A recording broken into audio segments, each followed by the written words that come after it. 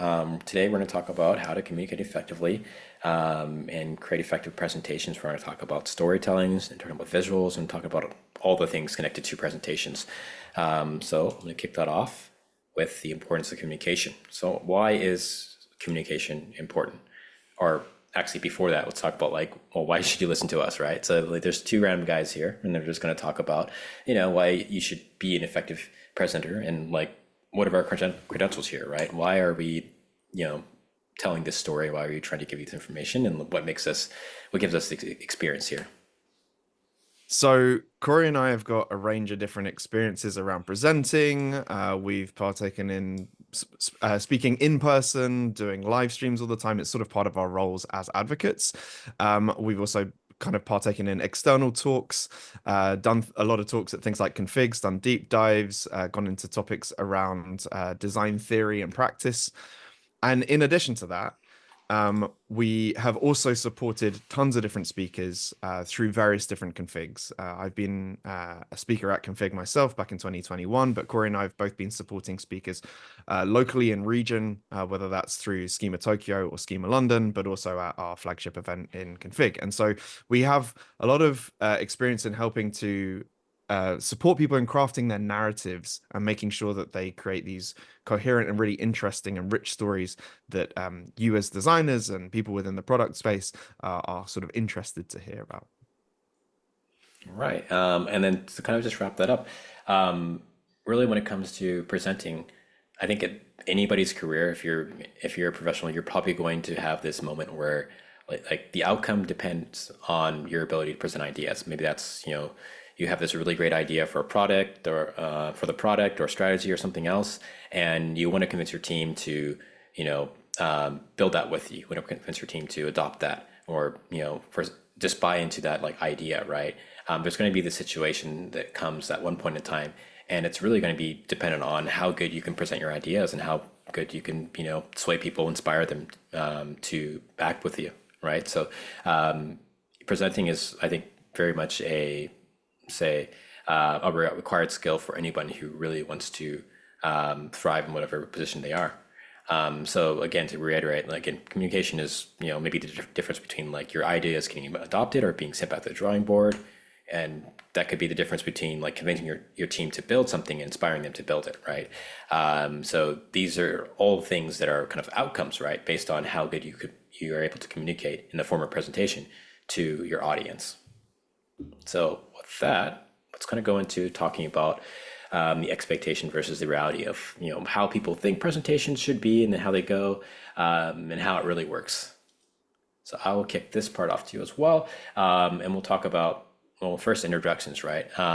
So I think there's a lot of different takes on when it comes to building introductions, but I think in my experience that you don't need an introduction, right? I think when you're talking to someone, you're presenting to someone, I think that time is precious and you should think about, how you spend that time to get the most effective message out as quickly as possible in a really effective way, right? So if you spend a lot of time talking about yourself in your introduction and it's not relevant to what you're talking about, you're wasting a lot of time. So I'd say, don't try to block out a whole self-introduction. Try to weave that introduction into your story if possible, so you don't spend too much time on that. On that particular point, I just wanted to add that this is something that we often see people talk about when they come to do presentations at config and trying to find that right balance between presenting themselves, but also presenting the company or the place that they work for. And you'll oftentimes see people spend up to 2-minute blocks just specifically on this one part, when actually there's an opportunity to introduce yourself and maybe the company that you work for as part of your narrative and part of your story, rather than needing to have that as that formalized point at the very beginning of a presentation. Yeah, exactly. Don't waste the person's time. If you have a 20-minute presentation, 2 minutes is actually a lot of time. And then along with that, again, I don't think you need an agenda. I think a lot of people spend time putting together an agenda and trying to walk through the agenda just to hope that people can follow along with the agenda. But again, that's another place where you lose a lot of time. And rather than trying to do an upfront agenda and a table of contents and walk people through what you're going to talk about today, if you have a logical structure and a progression to your story, that people will follow along anyways, and you'll save that time and you can make your story that much stronger, right? and let the story kind of like lead itself.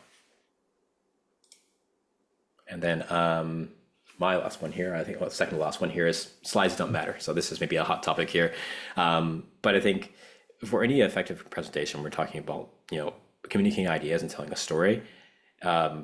You as a presenter should be the main point of focus. What you're saying, what you're speaking to, that should be essentially the main character, and then your slides should be supporting that, right? So in the extreme end, you don't really need slides, right? You could have no slides, right, and still have an really effective and a great presentation. But if you do have slides and you're working on slides with visuals and information on it, make sure that it's supporting your story and supporting you as a speaker and not the main core focus, right? You don't want to distract from you as a speaker. And so I think after those kind of maybe somewhat spicy, somewhat controversial takes, we kind of need to talk about what you should do. But I think before that, it's really important. I've got a little story to tell you about a conference that I attended recently that I thought was really interesting. So I went to this conference called that's in Barcelona, and there was this flyer that was handed out called Bingoff, which I thought was a great little bit of branding by this type agency and this creative agency called Pato Pato. And they created a bingo card, a calling card based on cliches that they would hear speakers talk about during their presentations, whether that's a positive opinion on AI, about telling the audience to push themselves, about people getting old, about speakers that also happen to make music, things that creative people do, and a lot of the cliches that are around there. And that's not to say that these things are bad. These are just things that we've come to expect the number of presentations that we've seen. So if we can go to the next slide, Corey.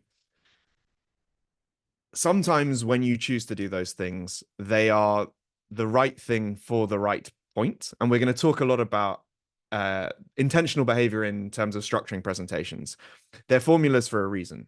They can be very effective tools to help inspire confidence, particularly if you're early on in your presenting career and you want to find your feet. Those types of techniques can be really helpful using some of the examples. And we're going to share this presentation afterwards to look at those devices to help explain your ideas well.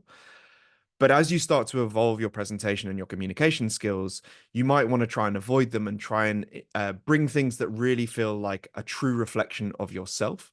And so this is something that Corey and I have built experience on through seeing hundreds of presentations and helping support speakers through that, is to really dive into and help craft that narrative that feels truly personal.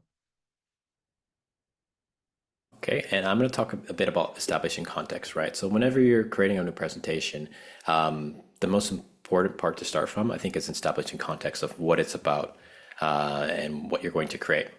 And that means defining the context. So who are you presenting to? Is this, an audience that is very educated in the topic space, or is it someone who's very new to this space? It could be many people, it could be a single person. And how do you want it to be received? Do you want this person to be entertained by this? Is it supposed to be very educational?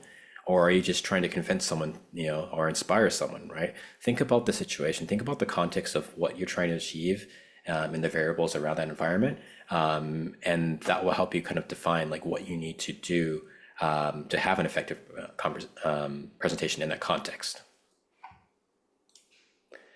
Just to give an example here, today, this is the brief for this presentation itself. So today, I think, as Hugo mentioned, like it's not specifically a kind of like one person straightforward presentation. It's more of a structured conversation, so it's a little bit different.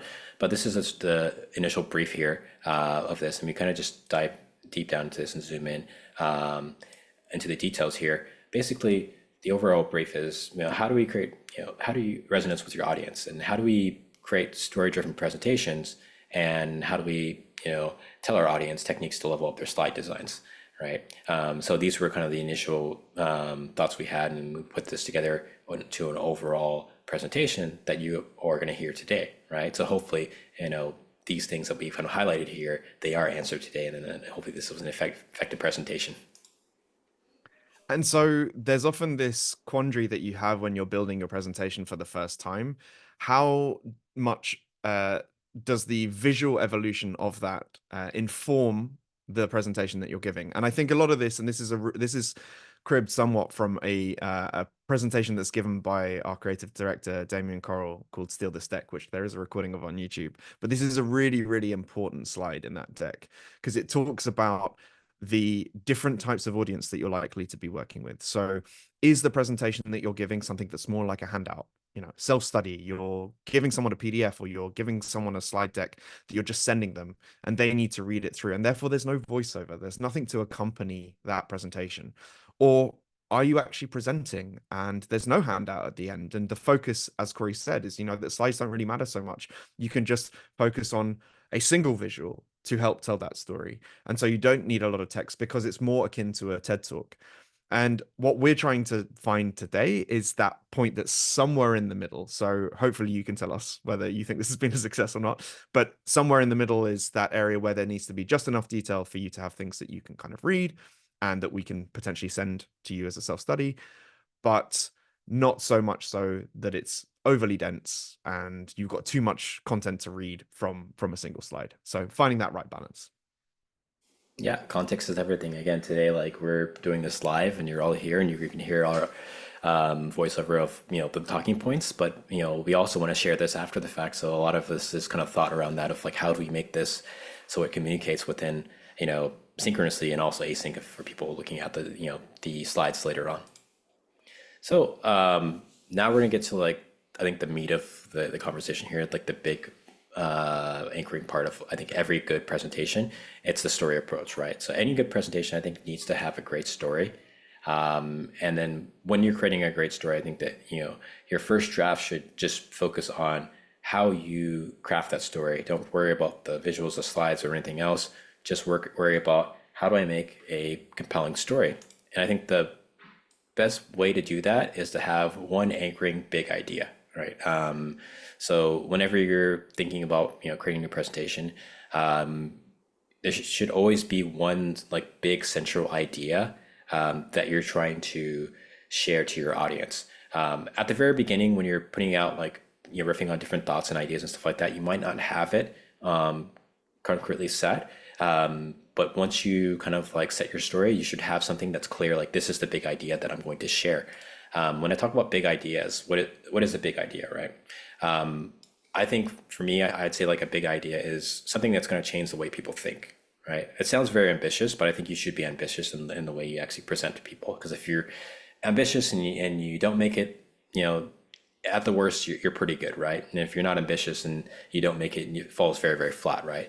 But going back to that, so if you're trying to change the way people think, I find the best ways to do that is one is either tell them something they don't know, right? So this is also again giving your context. If your context is experts, an audience of experts in that area, it might be very difficult, right? But now there's a second aspect of here is you can give them a new perspective on something they already know. And this is also great if you're talking to experts, right? If you're a designer talking to a room of designers, might be hard to give them something completely net new, but you can give them a different spin on that by, for example, taking concepts from different areas that they don't know about and mixing that into that area. If you're a designer talking to designers, you can bring in, I don't know, concepts from music or concepts from engineering or different places, and that might be net new to your audience to give them a different perspective on what they already know. And so part of this is about, as Corey said, with the big idea, really going to 110, 120% of what you're actually looking to achieve, because that first draft is really about making it exist. There's basically three different phases that we see happen in terms of the effectiveness of the end result of the presentation.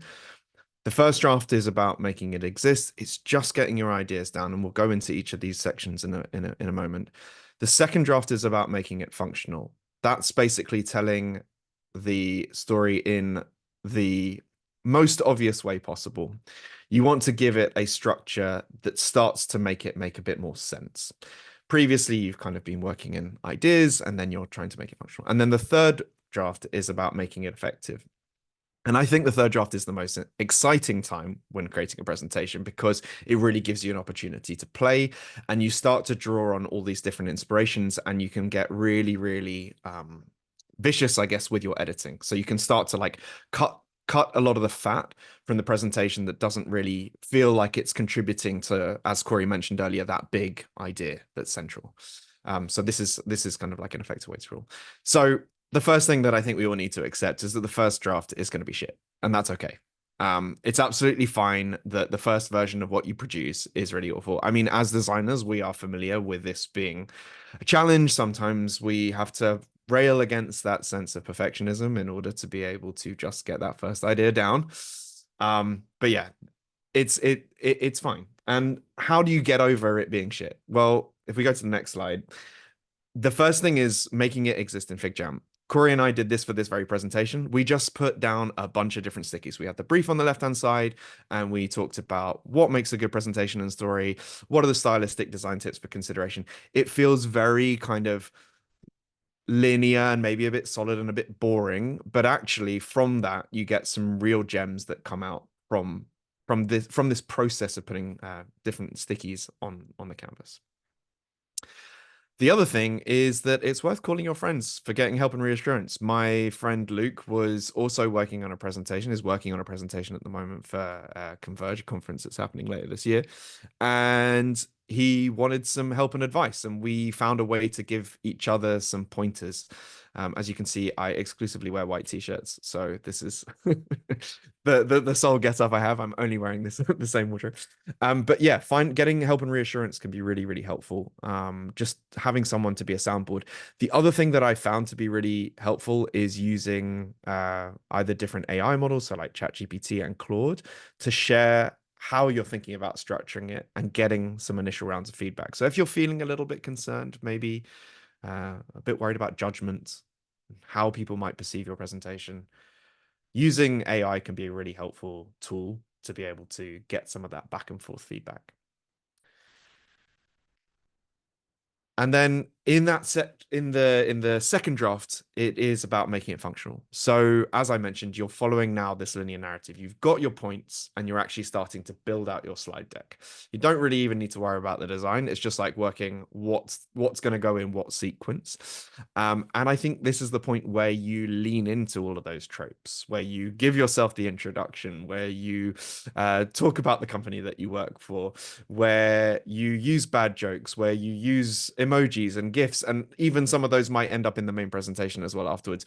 But you just get that version of it down because it's taking it from that idea space into something that is now functional, and you can present that back. And that's the point where you have opportunities to readjust the structure. So with that point, I'm going to hand back to Corey about making it effective. You're on mute, dude. Oh, yeah, sorry about that. I was just double checking the time there. Yeah, we're perfectly on time, so that is just great. So now I'm going to talk about logical storytelling, right? So when we talk about the story, you need a kind of structure to build that out, right? In Hugo's case, at the very beginning, we're kind of free form. We're just, again, ideally just stickies on a page, just random thoughts, put that out there and get that out of your brain and onto something, right? And once we have that kind of like raw material, we need to put it into some kind of structure that's going to make it more compelling and more easily understandable, right? So the way I approach this is I think about what I call the big three. For any good story or any good idea that it's going to be communicated, I think you need to have these big three pillars, right? So the first one is context. We talked about context of who you're presenting to, but in this case, the context is more about like for your audience, telling them what you're going to be presenting about and why this is important, is kind of like setting the context or setting the stage, right? You need to have that to kind of bring them in before kind of going into the big idea, which is the next pillar, what I call like the vision pillar.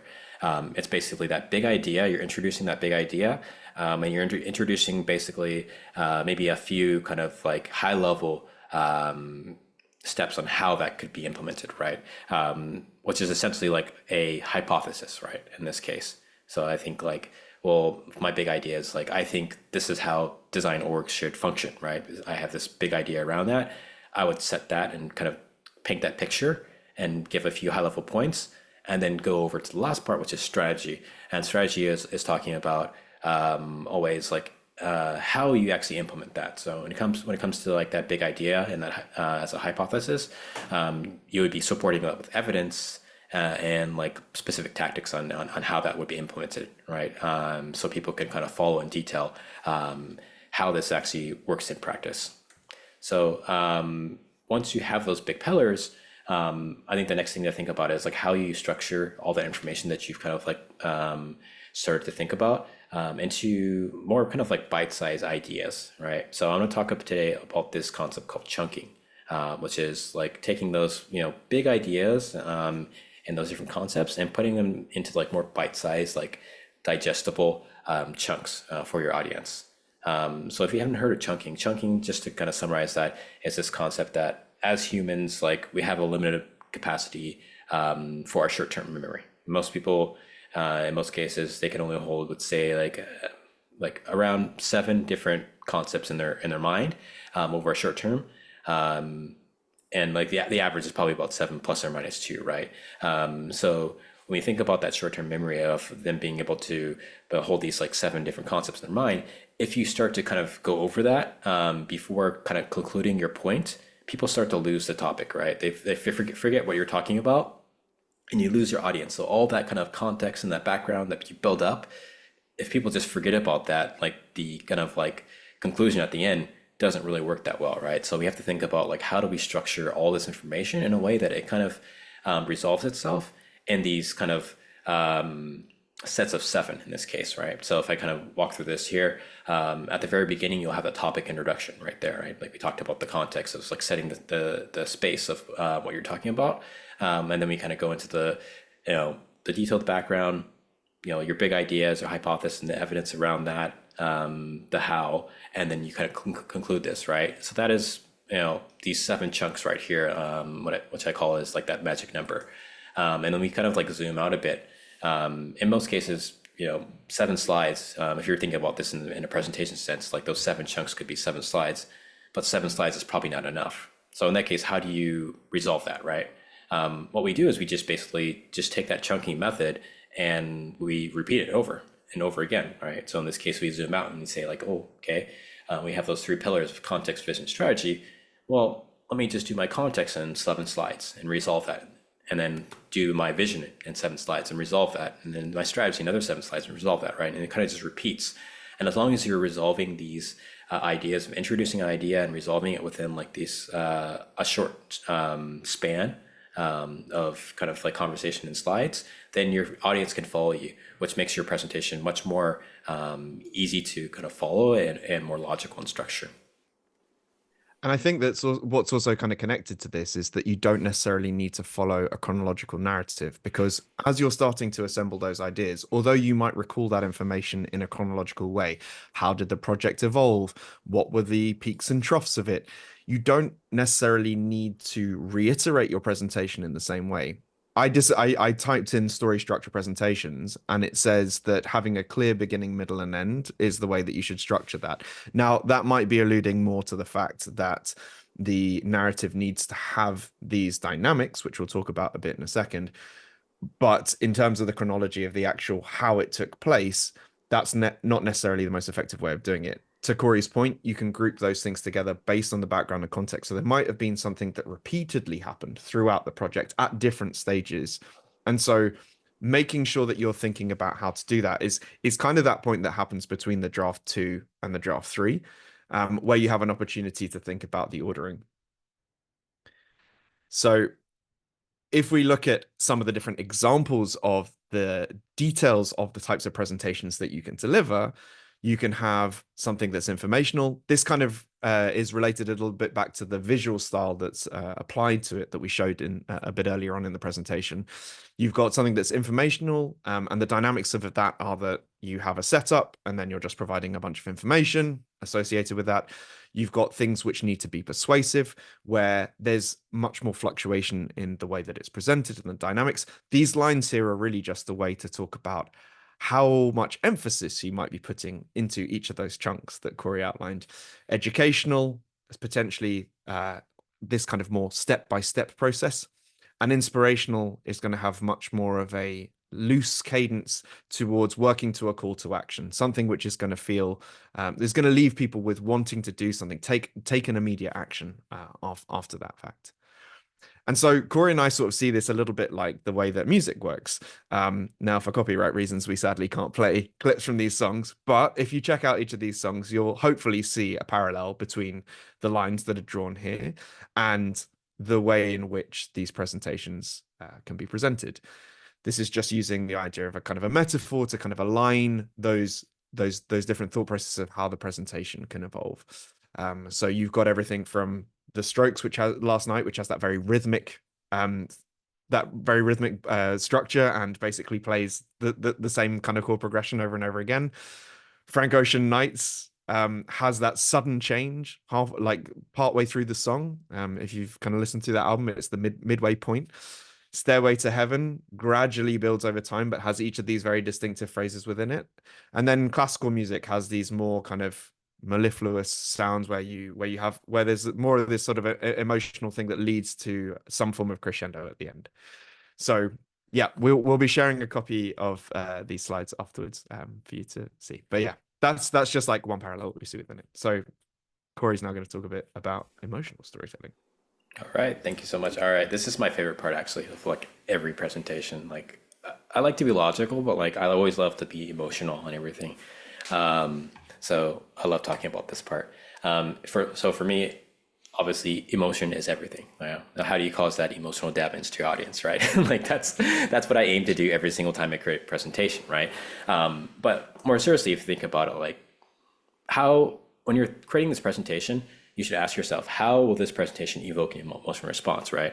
And again, it's not always clear like what kind of response you want, but you have to think about, how is it going to evoke an emotional response along with what kind of emotional response you're trying to evoke, right? Are you trying to get people super inspired? Are you trying to get people like, excited? Or maybe you're trying to make people angry. I don't know, but like it could be many different things. But like always try to aim to create an emotional response, and that's going to again help your viewer really kind of just get pulled into your story, and it's going to make a much more effective presentation. So we've got a couple of examples that we're going to share about what we perceive as being emotional connections that are built with the audience. And this is a presentation that has stuck with me for an extremely long time. It was delivered by Hallie at Config last year. Most of these examples are from Config, but it's just because it's somewhere where we've often supported the speakers. In this particular instance, this was one of the keynote talks. And we've got a clip that I'll let play, and then I'll explain a little bit about why I think it's an effective way of talking. So, Corey, yeah, if you can go to the next slide. So I remember the moment very clearly. I was lying in my bed, and I raised up my hand to turn off the light above me. And just a few years before this, my doctor had told me that my disease would not impact my arms, that unlike my legs, my upper body would remain strong. But as I was holding up my arm, I could feel tingling. And in that moment, I realized that he was wrong. Motherfucker.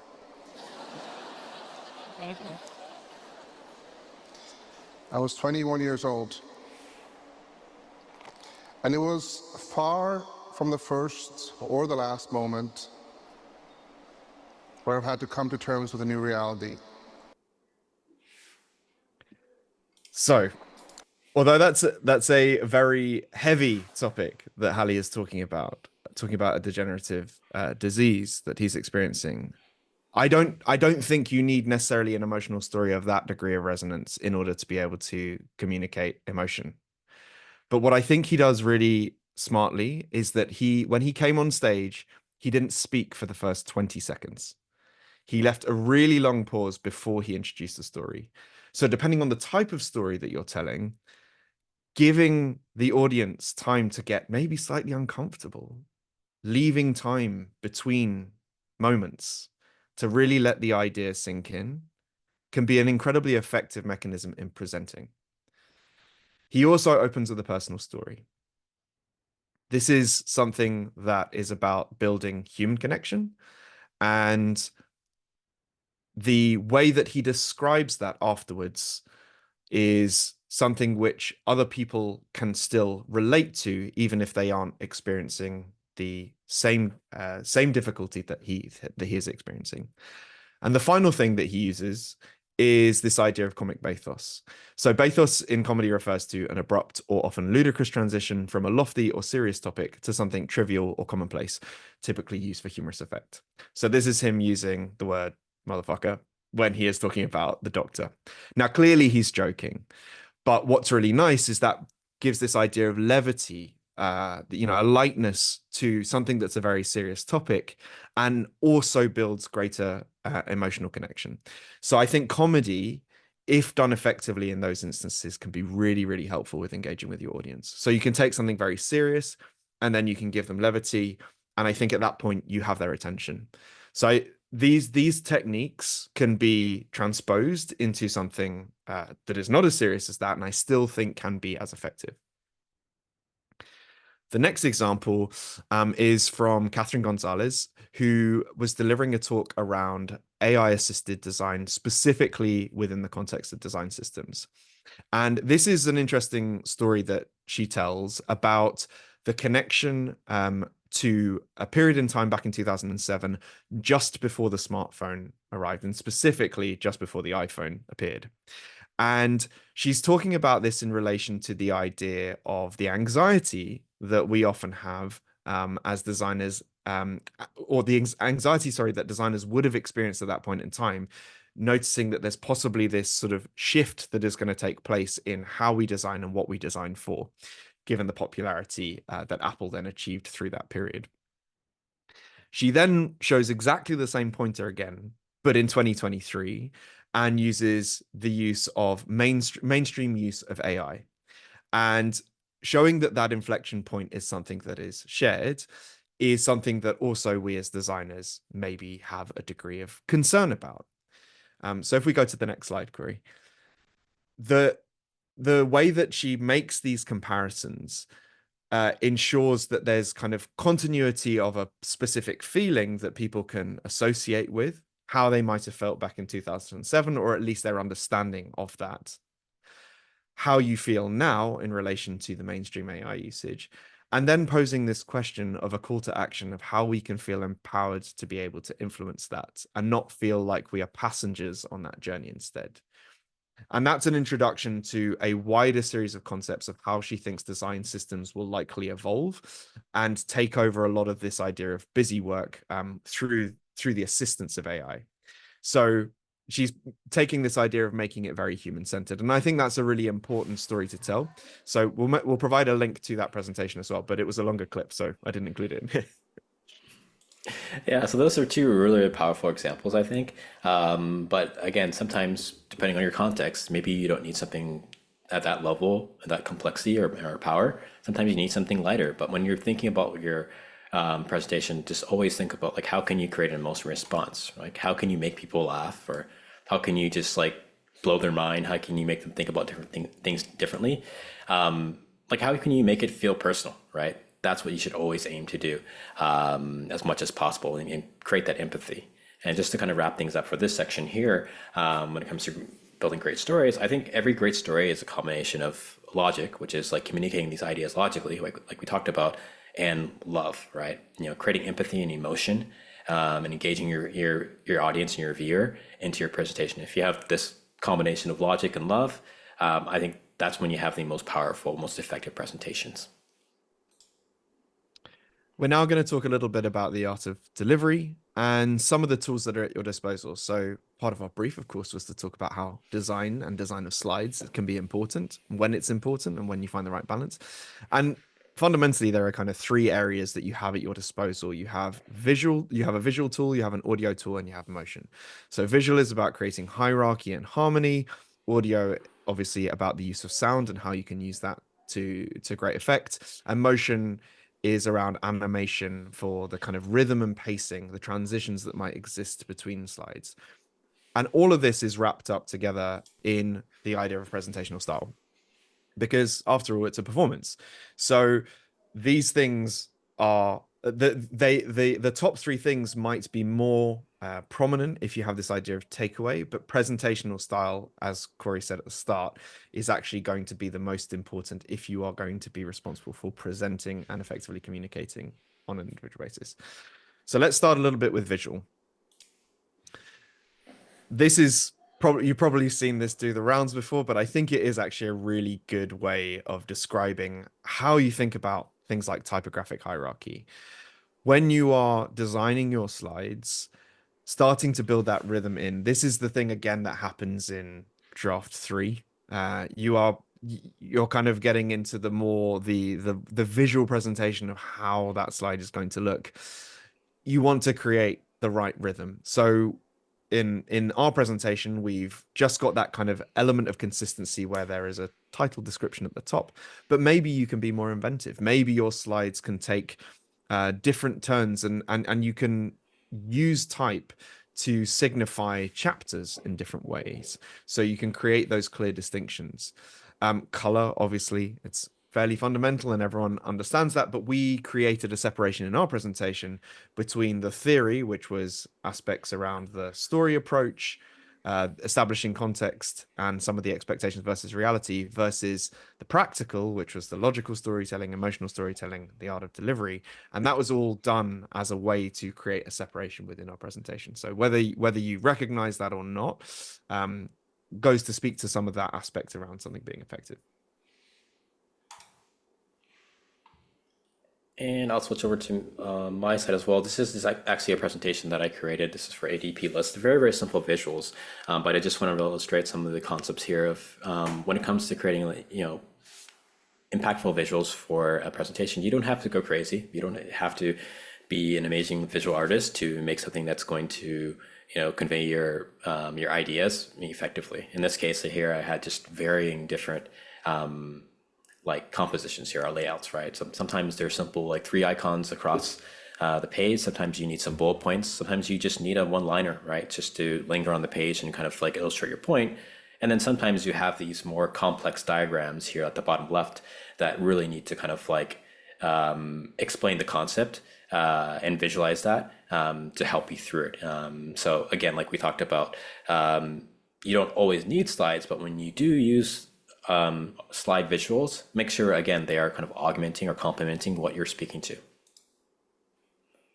One of the things that you often find in that third draft phase is this idea of a theme. And I supported 2 of the speakers from Slack at Config 2023, and they came up basically with a concept around the idea of a series of short stories as a way of breaking up their chapters.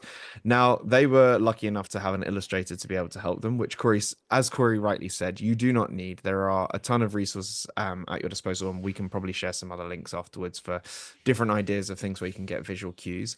But often what happens is that you will take that, once you've got the understanding of your kind of concept and the context that you're presenting in, you can then use that to help enforce and weave in the narrative. What I like about this presentation is that it scraps the idea of a regular agenda and creates something a little bit more cryptic. So it takes people on that journey through each of these different stories. So the way in which they told it was very much aligned to those kind of like the emotional responses of what they were feeling at the time in each of those individual chapters. Moving on to audio. It doesn't have to just be used in the context of demos. It doesn't have to just be something that supports a video presentation around something, although sometimes those are the most effective ways of presenting stuff. I did a presentation that was all about designer developer collaboration, and I used the metaphor, again, using the concept of music here, of using the song from The Girl from Ipanema, which is a fairly well-known bossa nova song produced in the 1960s, and it was really talking about how jazz and jazz musicians from the US and Brazilian musicians collaborated together on the production of an album. So you can often consider using audio as a metaphor, as we talked about earlier with the different story types. But the one thing to call out is that you need to be careful in considering the pacing, and this requires a lot of rehearsing to ensure that music is used effectively, particularly if you have multiple presenters and needing to make sure that the timing of those things works accurately. All right, I'm going to switch over to another good example. This is one I actually personally helped support this year at Config. So this is a talk by Jay-Z from Linktree, and she's talking about how to build with Gen Z, which I think was a great example of using motion. So when it comes to using motion, I'm saying like use motion responsibly, right? Why? Because it's pretty easy to get caught up in like creating really dynamic motion visuals, and sometimes it just distracts from the presentation or it doesn't really add any additional value or any kind of meaning to that, right? So when you're using motion, you should think about why am I using motion in here, and how is it adding to the story, and how is it adding to my narrative of what I'm speaking to, right? It should have a clear purpose. So let me just switch screens here and I'll show you a bit from her presentation, and we'll see how that's actually done in practice here. So you should be able to see the video here, and I'll actually go and I'll play this first little bit just to show you our opening. Vocal, stubborn, entitled, cynical, unfocused, lazy, resistant, unpolished. So this is a great setup, by the way. Like she again timed her kind of vocals to her speech to the animation of this, and then this animation is kind of like basically she's introducing all these stereotypes of Gen Z, right? And it's kind of stacking up as like this almost like visual baggage that she'll later clear on in the presentation and kind of like re-clarify like the misconceptions of Gen Z and what they really mean. So I think this was something that I think added to her presentation, and she had a clear intent of what she wanted to do when we were thinking about this. So there wasn't just like, let's just do this thing that's random. There was very much like, how can we make this start of the presentation more impactful? And we thought about these kind of different adjectives of stereotypes along with the stacking effect, and that was how this idea came about. And then there's one other part I want to kind of build off here, which is another great effect, which is this one here. Mice too. And they can access virtually any information, scrolling between feeds that have grocery hauls to Chihuahua memes to streams of conflict in a country that you've never. So one thing you might notice here is like the screens changing between different apps, and there's multiple screens. It's probably overwhelming, right? And this is actually part of the effect here. So in the presentation, Jay-Z is trying to talk about like how Gen Z uses the internet and how that's so dynamic and how it's so fast and rapid paced, and how we need to build products to support this type of usage, right? And the way she does this was by showing how this is used in real life. So these screen captures are actually captures from Maddie, who is a designer on Linktree's team, and she's a Gen Z designer. And she basically took screen captures of her activities on her phone and how she uses these different apps. And this is like the real frequency and that she uses it at. So this is actually showing how Gen Z uses these apps in real time, but at the same time, it gives us kind of dizzying effect of all these different screens and things happening, and that was the intent of this. So I'll kind of go back to the presentation here. Let me switch there.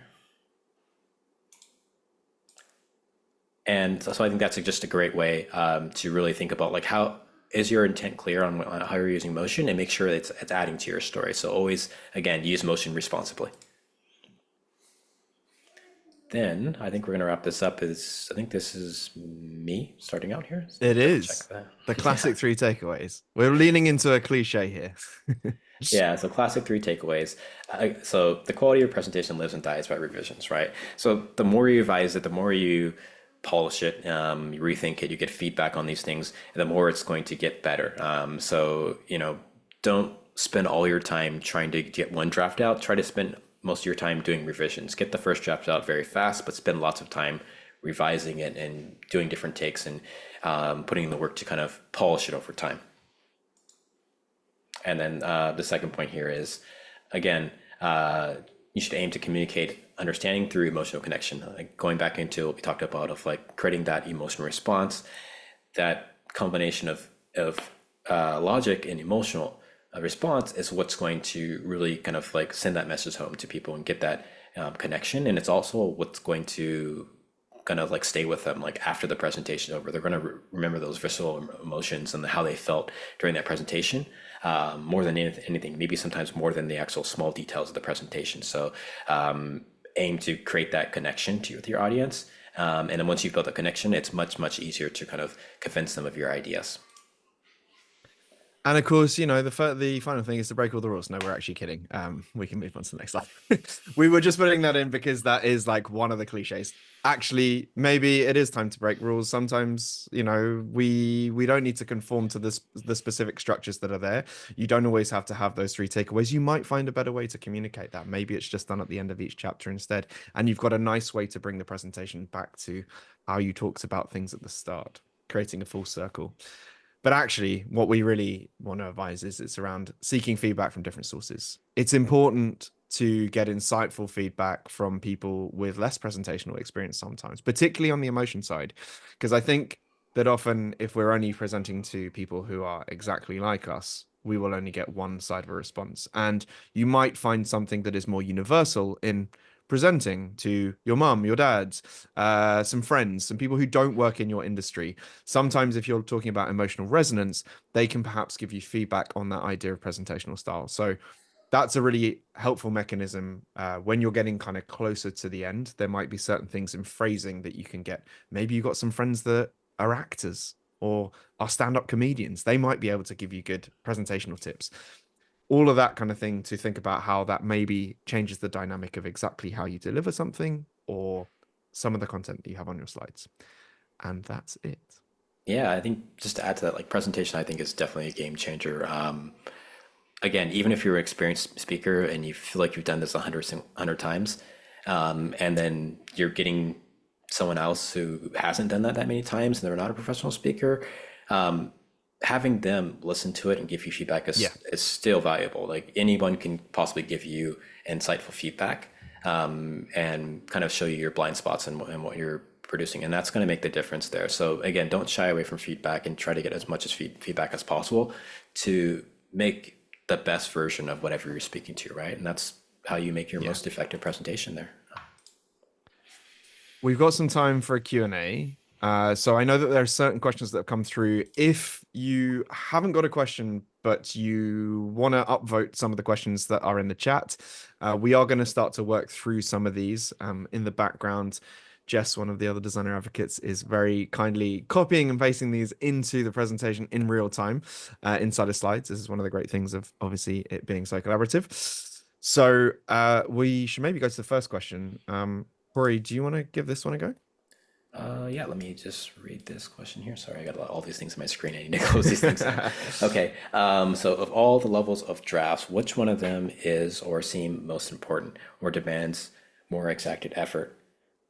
I think the first one is always the hardest. It's like you're starting from a blank canvas and you're trying to get it out. You know, you just need to get the ideas out on the page. So I think that's always the hardest for most people, unless you happen to already have like ideas in like a backlog or something like that. In most cases, you're trying to think about like, what is the big idea and what are the anchoring kind of arguments to this and what's the evidence that's going to support that, and getting that out is very hard. But once you have stuff like on the page again, it's much easier to kind of go into that pulsing phase, right? And kind of like rearrange the stickies on the canvas and do these things. But like having nothing on there, it can be kind of daunting. So again, think about ways to kind of just get away from that. Think about ways to get inspiration, read relevant articles or books or talks and stuff like that in that space to kind of prime yourself and kind of seed the ideas in your mind if you're getting stuck on that phase.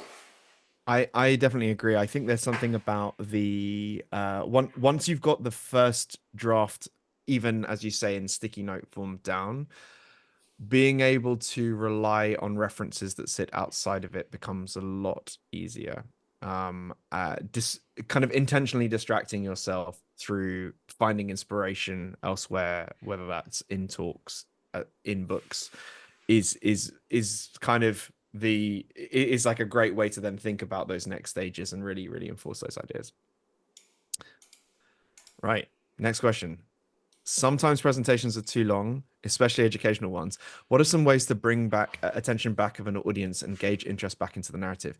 This is great. This is kind of feels like it's a really good question because it's sort of similar to the concept of the informational ones, right?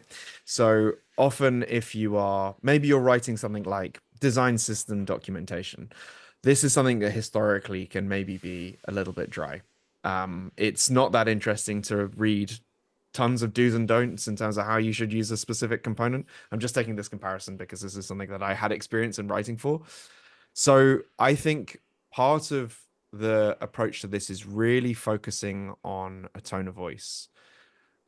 Creating this often these informational ones need to exist in the context of something that's more akin to a readout where there might not be a voiceover that's associated with it.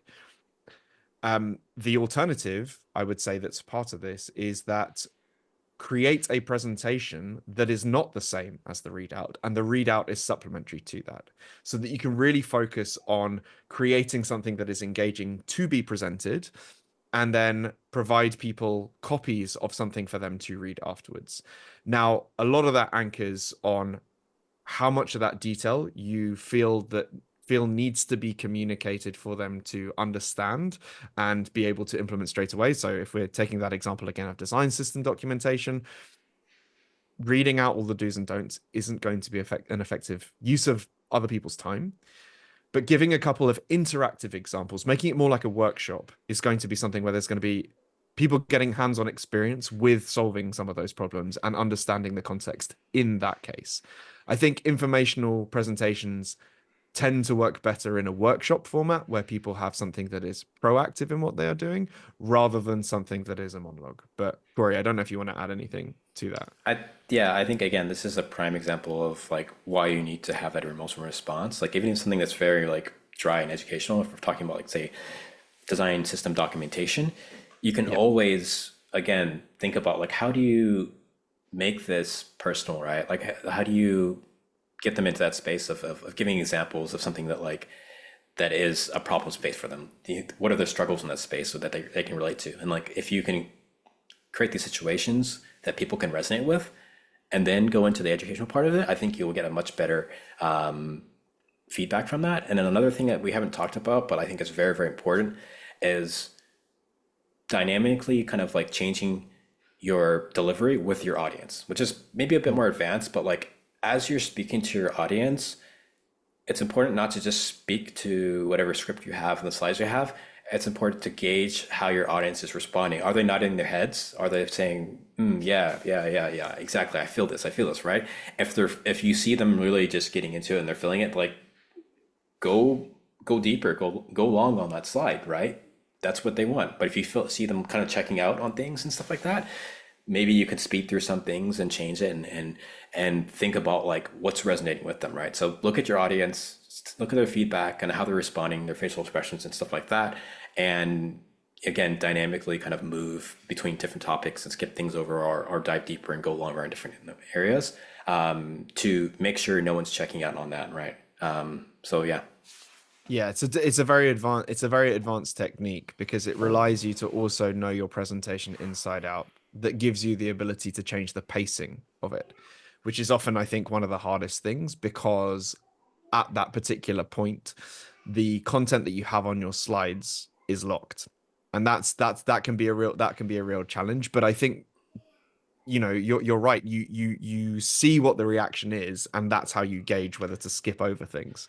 There are people who can do this really masterfully. I think though, like again, like don't sacrifice let's say accuracy for effectiveness, right? So this means if your slides have these things here, or like you have your script and you want to say it word for word, if your audience is not really getting into that and they're checking out, or if you're stumbling over a certain part, don't worry about being super accurate. Worry about being effective, right? So again, be dynamic and think about like how can I make this more effective, and don't be stuck into trying to make it exactly on how you imagined it, right? And you have to kind of just go with the flow. All right. I reckon we probably need to wrap up. I want to answer this question really quickly though. there's a piece of advice I give about a way of assessing teams, like within your team, about how effective the presentations are. Look up something called Pecha Kucha. You can do these really cool presentations that take, I think it's like 20 seconds per slide, and they give you one specific topic to talk about. And it's a really good way to check how you are presenting, how effectively you are communicating, and it's a great way to dive into one topic just for a very short space of time. So a really great opportunity to do that. Any last minute advice, Corey, before we wrap up?